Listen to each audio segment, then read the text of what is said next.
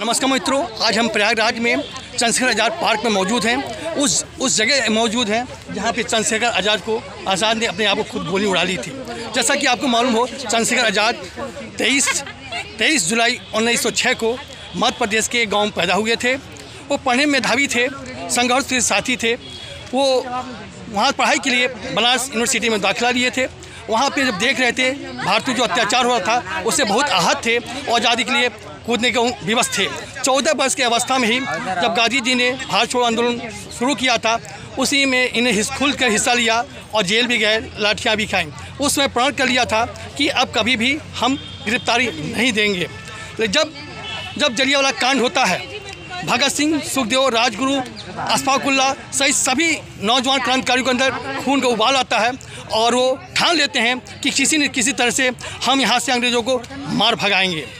जब एक वर्ष बाद महात्मा गांधी ने असहयोग आंदोलन शुरू किया, उसमें बढ़ चढ़ के भगत सिंह, सुखदेव, राजगुरु, अशफाकुल्ला ने भाग लिया। कार्यक्रम सफल चल रहा था, देश आज़ाद बहुत जल्द हो जाता, मिशन सफल था कि चौरी चौरा गोरखपुर वाला कांड के बावजूद महात्मा गांधी ने असहयोग आंदोलन हटा लिया, जिससे सारे युवा क्रांतिकारियों ने उनसे दूरी बना ली और एक अपना संगठन तैयार कर लिया।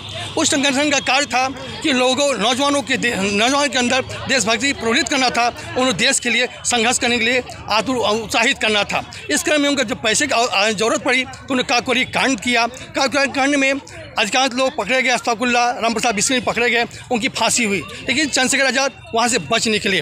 जब कराची में जब लाला लाजपत राय पर लाठियाँ पड़ती हैं, उन्होंने साइमन कमीशन का विरोध किया था, तो वहाँ लाठियाँ पड़ती हैं और मौत हो जाती है। तब भगत सिंह के साथ इन्होंने ठान लिया था कि उसका बदला लिया जाएगा और भगत सिंह ने जब सैंडर्स की हत्या कर दी और भगत सिंह पकड़े जा सकते थे तो चंद्रशेखर आज़ाद ने पीछे से उसको गोली मार दी, सूबेदार को भी गोली मार दी। इसलिए सैंडर्स की हत्या करके वहाँ से लोग निकल गए। जब भगत सिंह ने असेंबली पे सांकेतिक बम फेंका, काला कानून के खिलाफ, जो किसानों के खिलाफ था, जब बम फेंका था और वहाँ से बच निकले थे और उन्हें गिरफ्तारी दे दिया था। चंद्रशेखर बच गए थे, वहाँ गिरफ्तारी दे दिया और उन्हें जब ये हुआ कि फांसी हो जाएगी तो उसी संदर्भ में चंद्रशेखर आज़ाद यहीं प्रयागराज में आते हैं, आनंद भवन में आते हैं, जवाहरलाल नेहरू से मिलते हैं और कहते हैं किसी तरह इस देशभक्त को बचा दिया जाए। बहुत विनती करते हैं, निवेदन करते हैं, लेकिन माना जाता है कि चंद्रशेखर आज़ाद गरम दल के नेता थे और इससे जवाहरलाल नेहरू और महात्मा गांधी को लेना देना नहीं था। वहीं से मुखबरी हो जाती है। यहीं से आनंद भवन, जहाँ खड़े हैं, आनंद भवन बहुत दूर नहीं है, पास में ही है। जब वहाँ से आकर के यहाँ पे अल्फ्रेड पार्क जब कहा जाता था, यहाँ पे आते हैं, मुखबरी हो गई और पुलिस ने चारों तरफ घेर लिया। उन्हें डट के मुकाबला किया। जब देखा हम नहीं बचेंगे तो अंत में उन्होंने अपने आप को गोली मार ली। वो दिन था 27 फरवरी 1931 कि मृत उनको अपने आप को गोली मार करके शहीद हो गए, लेकिन कभी भी पुलिस के हाथ में नहीं पहुंचे।